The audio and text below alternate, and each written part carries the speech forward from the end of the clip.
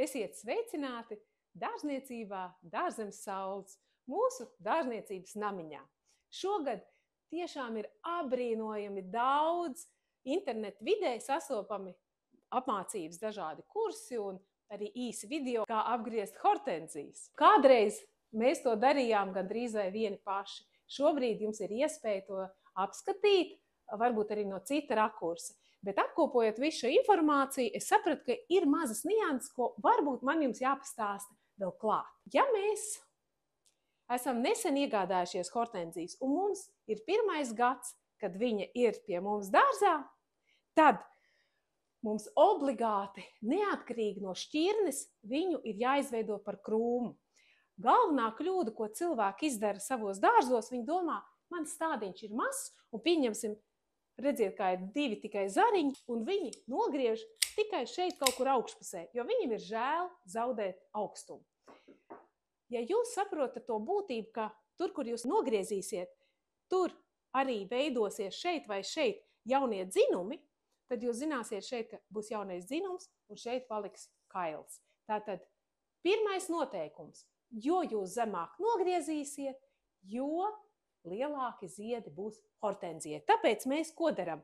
Mēs no apakšējās pusītes saskaitām 1, 2, 3 pumpura aizmetniņus un apmēram centimetru virs trešā pumpura šādi nogriežam.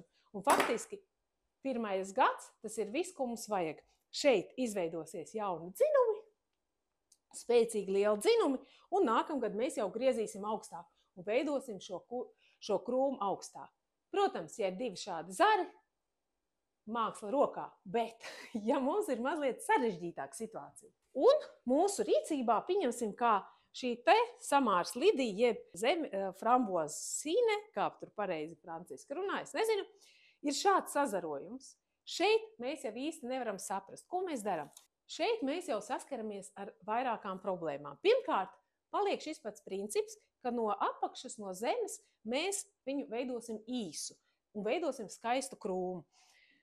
Bet mums šeit ir pastiprināta, uzdevums, te ir kaut kādi sīki zariņi. Varbūt izdaram tā, ka vispirms izgriezīsim sīkos zariņus. Es gan parasti varbūt daru citādāk, es vispirms piegriežu augstumu un tikai tad sīkos zariņus. Bet šobrīd tad jūs labāk sapratīsiet, kāds viņš izskatīsies. Patīrīsim šos te sīkos zariņus.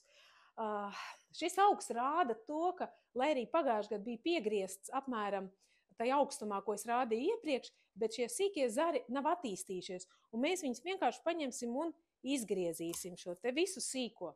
Arī šis zars nav pietiekami skaists, lai viņu atstātu, arī šeit ir viens masīs zariņš, un beigās mums sanāk, ka mūsu samārs lidijai paliek tikai daži zari. Un šeit jau mēs arī skatāmies, te ir ļoti neveiksmīgs kaut kāds sazarojums, es viņu nogriezīšu.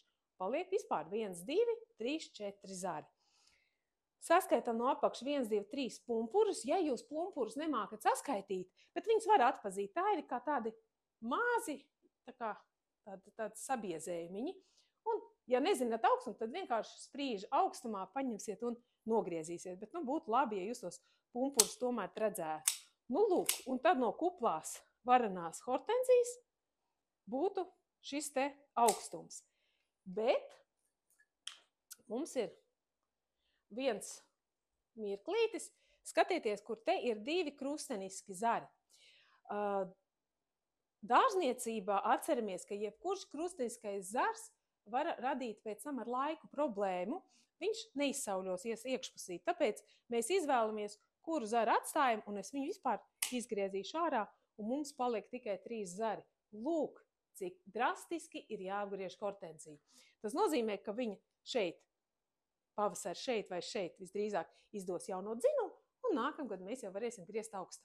Vēl ir viens tāds mirkli, es parādīšu jums vēl, kad hortenzijas ir lieli augošas, tādas, kā mēs skatījāmies, tā pati Herkules.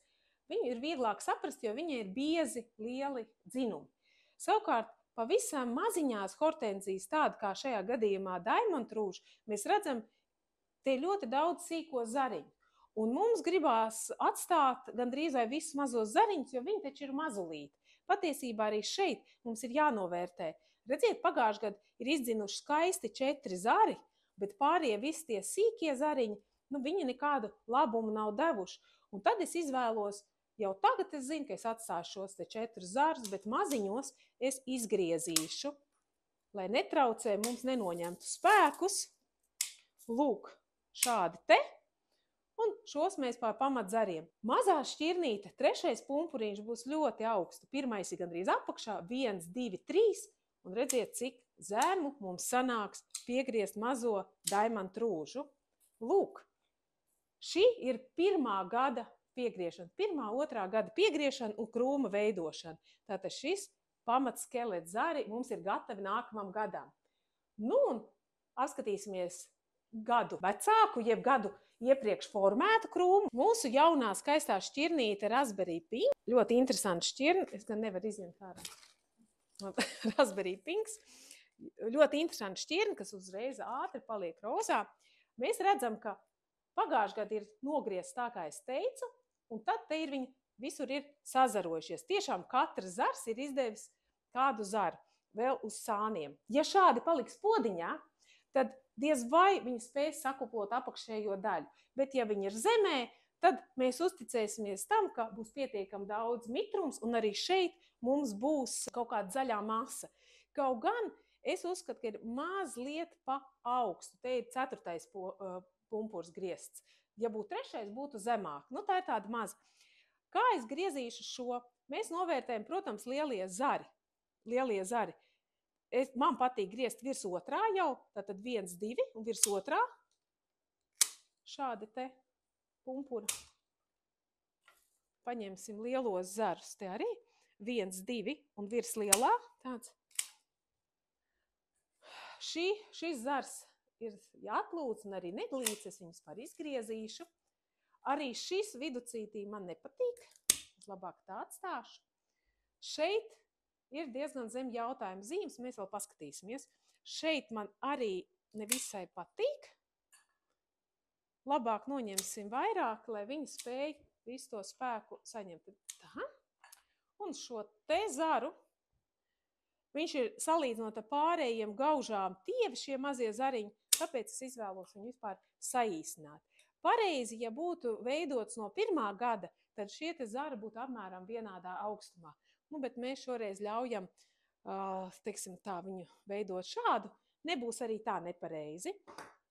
Tātad 2. gads. Un tad, kad mums nāk pretī jau nākamais gads, lielāks krūms, pamēģināsim arī to izgriezt kopā. Un tad, kad mēs pienākam pie mūsu jau vairākus gadus augušais hortenzijas, tad mēs domājam, ko tad man darīt šeit? Skatieties, te var redzēt, ir jau sazarojums, ko mēs skatījāmies, tātad mēs negriezīsim līdz zemē. Protams, ja krūms nav laicīgi veidots un briesmīgs, tad mēs drīkstam viņu no nulītes sākt atkal veidot kaut vai ļoti vecu jau krūmu, atstājot tikai šos 3 pumpurus no zemes. Bet šeit krūms ir bijis daudz maz labi saveidots, tāpēc mēs viņu tikai pieveidosim. Redzam to, ka šeit no apakšiņas viņš ir skaisti sazarojies, zariņi dažādi ir, un sīko zariņu arī te ir daudz. Es sākšu atkal ar sīko zariņu izgriešanu, un visus krusteniskos zariņus arī pagriezīšu ārā.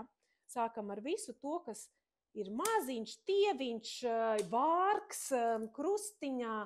Pēc tam mēs vēl vairāk piegriezīsim, bet to, ko mēs zinām noteikti, ka tas būs nevisai. Ja? Te arī ar visu zīmīti griezīsim nost. Šī šķirnīte ir pat, ka sevi ir ļoti spēcīga, liela, līdz 1,20 m, 1,30 m, pat 1,50 m. Šī te ir, tāpat ir vanila freize, tā būs lielā šķirnīte. Tas nozīmē, ka ar laiku mēs viņu zemu nekad negriezīsim, bet atļausim viņai augt augstākai. Ja, tikmēr es tīrīšu un stāstīšu. Jo redziet, vēl ir tāda lieta. Pirmos 4 gadus mums obligāti ir jāveido krūms. Tātad 1. gadā mēs nogriežam 3 pumpuriņus un tad uz augšu un uz augšu un uz augšu.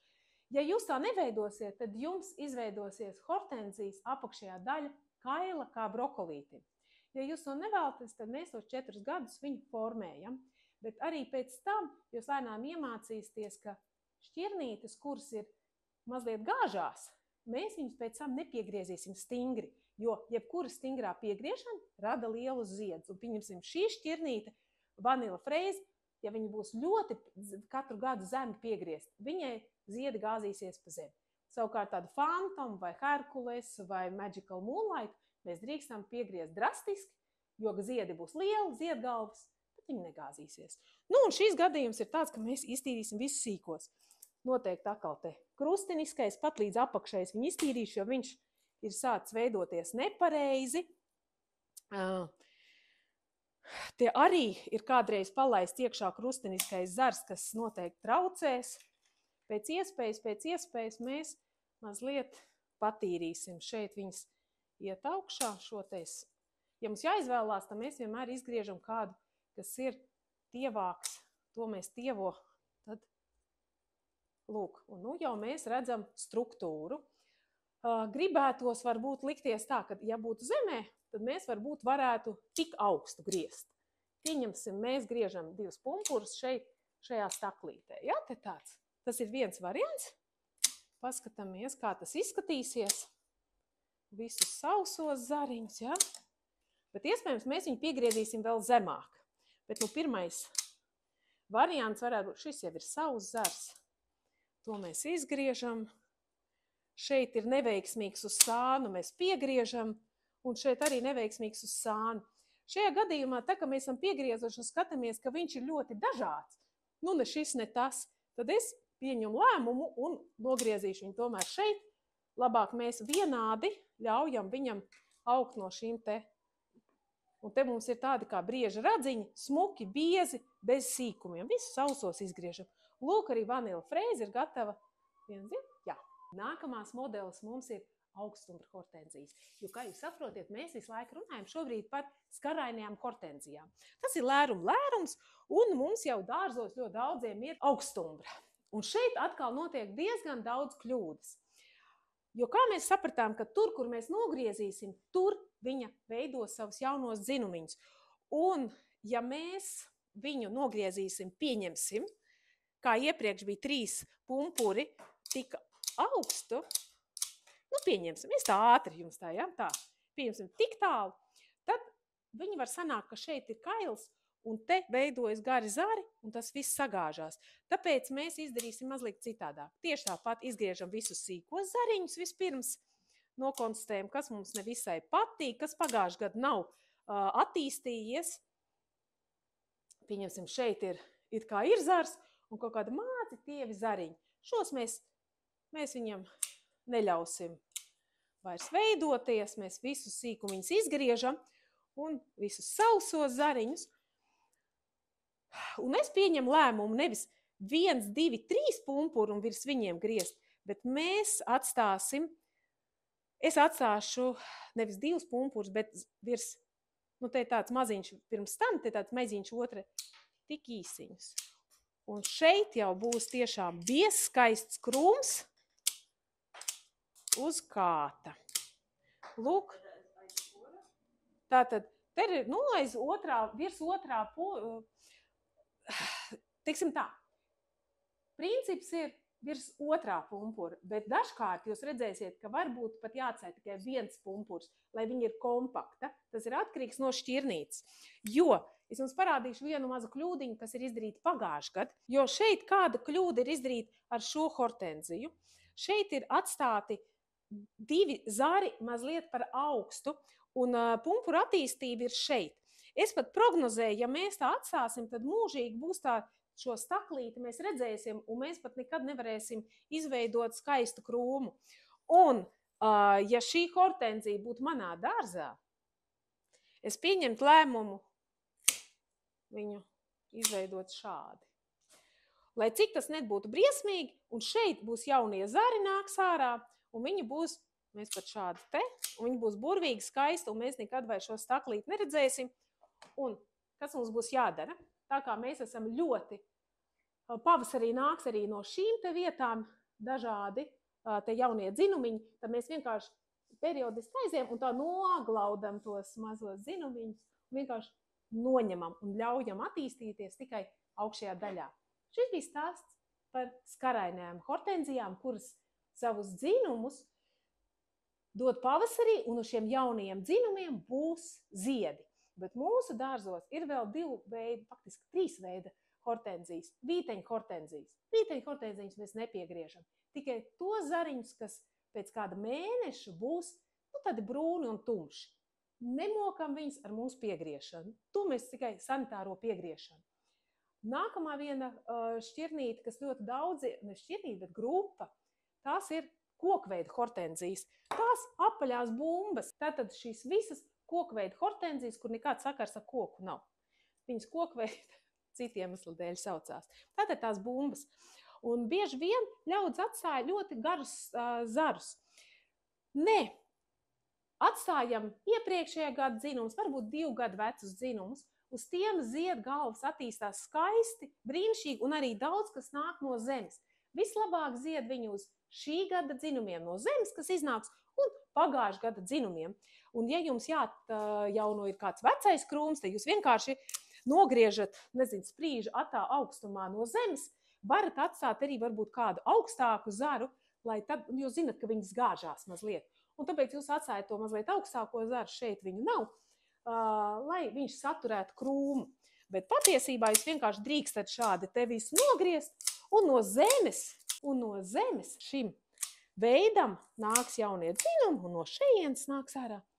Tā nav skarainā, kur ir mazliet cits. Un jūs zinat, ka viņu arī pavairo vienkārši dalot ar lāpstu. Ja?